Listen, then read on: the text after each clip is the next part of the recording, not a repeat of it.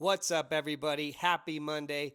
Welcome to episode 38 of the Daily Dose podcast. Don't forget to like, subscribe, and share.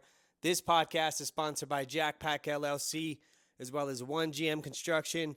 Tap in with them for all your roofing and construction needs in Albuquerque and surrounding areas, as well as Complete Solutions LLC for all your home, paint, remodeling needs, power wash, anything like that. Tap in to get in touch with them. They offer a variety of services. We got you guys covered. It's going to be a great episode today. Some really, really good fights across the board this past weekend, from boxing to bare knuckle to MMA. We're going to get into all that, as well as some current topics. Let's get right to it. Wow, guys, finally a card that delivered, above and beyond for the most part, right? We'll break down the ones that weren't as impressive. But, man, shout outs to everybody who competed on UFC 322 live from Madison Square Garden. We had Bone Sangaré, that's Bisengar, something like that. That's Hamzat's homie. He had a beautiful KO punch. It was a pretty competitive fight overall. That was in the third round, so we did see him kind of face some adversity in the sense he didn't just roll Buddy over. He had to, bite down on his mouthpiece, and he got a beautiful KO, so shout outs to him. Couple decisions on there, nothing too crazy. Then you had Kyle Dawkins, had a beautiful submission over Gerald Meerschaert to end the prelims, the early prelims, excuse me. And then you had this guy, Ethan Ewing.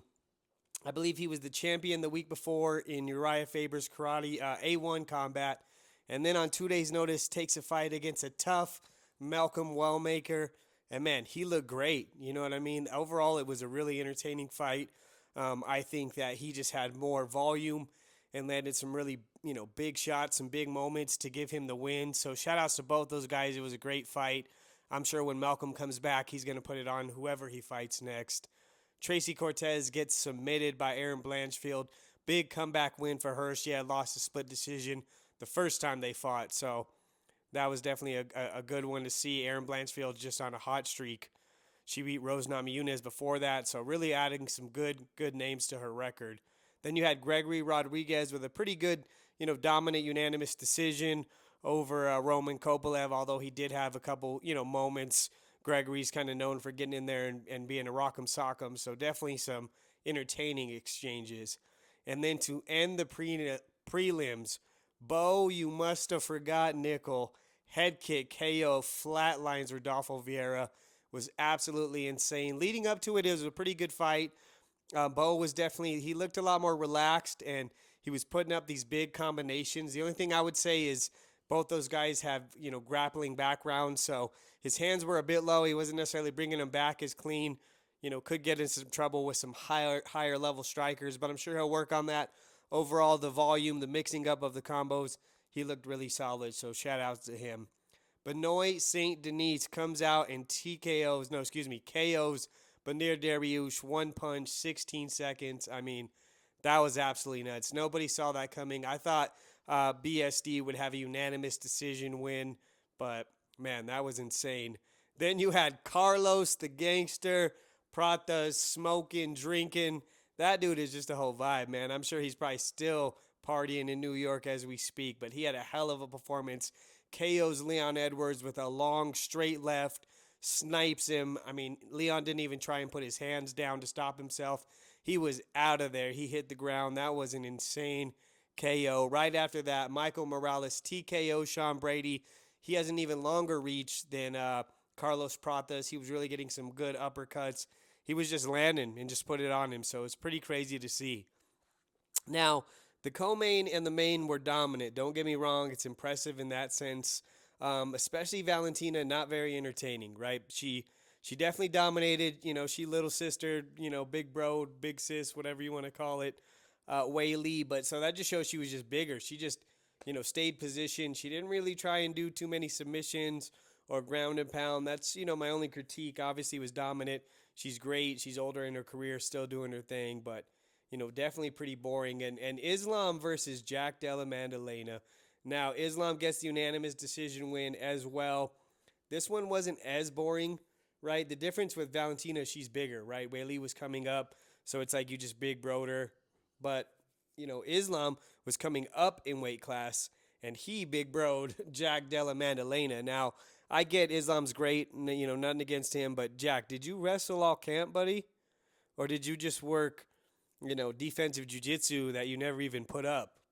It was absolutely crazy. It's like some of these guys just get so defeated. Like after the first, couple minutes of that first round, Jack just looked like he didn't have any answers for what Islam was bringing at him. From the first takedown to the last, Islam took him down at ease. Now, Islam does try and, get some ground and pound. He had some big elbows. He does try and go for submissions. So, more entertaining in that aspect than Valentina, but, neither one of those fights necessarily blew your hair back, but very impressive. I just don't get how guys, if you fight Islam, especially at 170, he should have been wrestling 170, 185-pound guys, 200-pound guys, whatever, multiple times a week, nonstop. He was just literally accepting half guard and laying there. It's pretty crazy. Like that's exactly what we thought Islam was going to do. That's what you should have thought. And it just didn't look like you had not one bit of answer. In between rounds, your coaches are like, come on, man, you're just half guard. You're not doing anything. You got to get up. You got to move your feet. So, I don't know if the moment got to him or what, but Islam and Khabib and that whole camp, those are some bad dudes. And you know what? They're Muslim. They're very good people. They follow their religion and all that. But when you talk shit, you get hit. They saw Dillon Danis, and it was on sight. I saw a video. They were beating the brakes off that boy. He was face down getting cracked. So I don't know if he got any shots in. I know he has a fight coming up like December 20th, but definitely crazy. You can't be – it's like with Kobe, like Danny used to say. You talk all reckless about people, you should expect that. So it was pretty nuts to see. Obviously, in the BKFC, I didn't see too much of the card in the main event. Lorenzo Hunt, TKOs, or, KOs, Josh D-Day Dyer. Tough to see. I'm a big fan of both guys. I mean, I've interviewed Josh Dyer, great guy. It was tough to see it. He had got 2 or 3 knockdowns before that. This is all in the first round. That's what's so crazy about BKFC. I think like 2 or 3 times he dropped him, and then he just got caught coming in, straight shot, and he was just out of there. So it was pretty nuts. In boxing, you had some great fights. You had one of the Vargases with a big win, Richard Torres Jr. You had a couple big wins on that boxing card. So overall, it was a really, really good weekend in combat sports, bare knuckle, UFC, and I think that was all the cards for the weekend. Oh, and of course in boxing, we had Conor Benn versus Chris Eubank Jr. 2. I don't know, a little weird, right? In the press conference, Chris Eubank gives Conor his props, but pretty much just says in the first round he knew he shouldn't have took this fight. Kind of his camp says there was some stuff going on in his personal life, or sorry, I'm still under the weather, guys, personal life or whatever it may be. So it's very interesting in that regard. But then Conor Benn kind of says the same thing. Mentally, he was going through a lot of stuff and whatnot and this and that. So overall, he came out there and put on a dominant performance. Drops Chris Eubank Jr. twice in the 12th round. So big comeback win for him. I'm curious to see how Conor Benn's career goes from here. He's going to drop back down to 147. Wants that Barrios fight. Wants the Devin Haney's. Wants the Ryan Garcias. So definitely have some big fights coming ahead. Now, this weekend in Qatar, we have Dan Hooker versus Arman Tsarukyan. I mean, I'm not saying that could be an entertaining fight, but I think a lot of us know how that probably is going to go. Let's see what we got on here. Nicholas Dolby. Again, there's going to be a lot of people to cater to that side of the world. I'm not recognizing too many names. Some of those guys you have to see in person. On the main card, you got Alex Perez, Sergey Spivak, Jack Hermanson, Volkan Oezdemir, Alonzo Menafield, Bilal Muhammad. So pretty good. We'll start at like the 4th to the last fight. Jack Hermanson over some guy I can't even really say, so I'm going with Jack Hermanson. Volkan Oezdemir versus Alonzo Menafield. This is probably going to be a really good one. You know what? I'm going to take Alonzo Menafield by 2nd to 3rd round TKO. Wow, Bilal Muhammad versus Ian Machado Gary. I'm going to go with Ian Gary. I think that he'll be able to keep the distance, kind of do his thing to negate the wrestling, and he'll either get a unanimous decision or get Bilal out of there late. I think people like Bilal were the kind of one-dimensional. Once they kind of get exposed, and not even that it got exposed, but once people show they're beatable, I think it really defeats them as well because they don't have much to build off. He's definitely not Canelo hands, so he better stop that. We'll see how it goes. In the main event, Arman Tsarukyan is going to maul Dan Hooker. Of course, terrible matchup for Hooker. If for some reason, Tsarukyan keeps it on the feet, obviously Hooker's a dog. He's known for his wars. We could see something there, but more than likely, Tsarukyan smart. He's just going to take him down and smash him. So probably third round submission from Arman Tsarukyan. Just going to wear him out, just be, constantly on top of him, blanket, not giving him a breather. So that's kind of how I see that one going. That's all we got for fights. Let's get into some current topics, guys. Daniel D-Rod Rodriguez is allegedly in jail, right? I saw this thing that said he's like in jail in Mexico for some smuggling stuff. I would say that's probably clickbait. He might be in jail. I would only say that because of his past. He hasn't really posted on social media since August, so who knows? I just thought it was an interesting headline. I was like, maybe he could be in jail. As far as the trafficking and all that, I don't know about that. So, like I said earlier, Dillon Danis versus Anthony Taylor, December 20th. It's going to be the co-main on that Misfits card for the Andrew Tate, Chase Demore heavyweight title fight. That's going to be a entertaining card, right? When people like this bring eyeballs, you just want to watch it for that. Obviously, Anthony Taylor's not at a high level. I expect Dillon Danis to submit him, but we'll see how much damage he took after that ass whooping at UFC 322. Now, something that's circulating, it's on, it's not on, it's on, it's not on. Jake Paul versus Anthony Joshua. This would be absolutely insane, guys. If they actually fight and there's no, don't knock me out, none of that. Anthony Joshua is going to sleep Jake Paul. You guys are crazy. I mean, bro, he just killed Francis Ngannou not too long ago. Shout out to Jake Paul. If he actually does that and it's legit, fight, see who's the better man. Kids got balls, but that will be a tough night in the office. I'm telling you now, that will not go how he thinks. He'll be faster, but AJ's like 6'6", 230 pounds. Like, that is a big boy. Now, Tennessee Titans cornerback indicted for refusing to snitch. That was pretty crazy. He got involved in some stuff. Well, he was basically a witness to some shooting or something like that, and he just didn't even want to say anything about it. So, shout outs to him, though, right? When you're on that crazy stuff, things could happen. You don't say nothing. That's just how it goes. So I thought that was a little interesting. Now, Duke Dennis versus Rkai. Now, these streamers, obviously, we saw them have a little back and forth earlier in the year and ended it pretty quick. Now, I don't know what sparked it, but this Rkai kid started calling out Duke Dennis. Duke Dennis ended up taking a chain from him. He ended up stealing his shoes. Now, ultimately, ended up Duke Dennis pulling up about 50 deep and squashing that real quick with Rkai. It's pretty funny. I mean, a lot of these guys are characters. We don't know their background. They're big streamers. We know who they are on stream, but that boy Duke was not playing, and Rkai looked like he absolutely shit his pants. It's just pretty funny. So these guys, like I said, they're big names.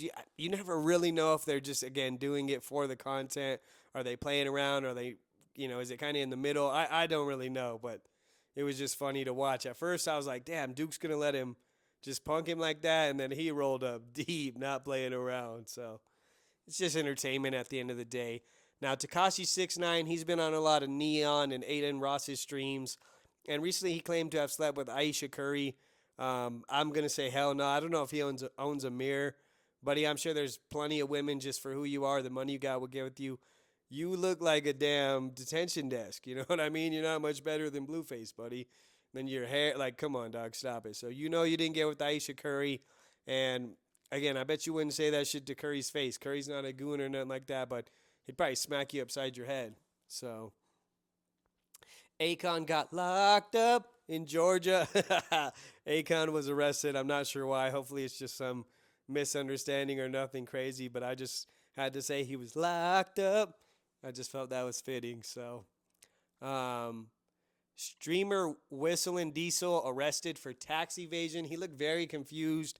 Hopefully, someone, like, hopefully in the sense of, like, it wasn't him, right? Hopefully someone from his team made an error or was being a snake. He looked very confused. They came deep. He got arrested. I'm sure he's out by now. But it was just interesting to see. Everybody always assumes they're broke, they're capping, they're this and that. So we'll see how it unfolds.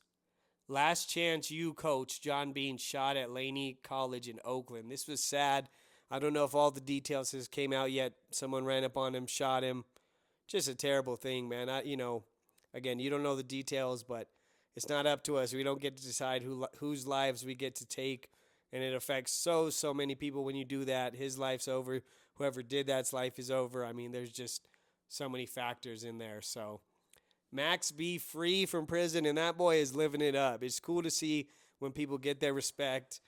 People are taking care of him. He's going to be back to making money, being able to, tour, do music, stuff like that. So it's cool to see. He stayed down for a while, and now he's on the comeback.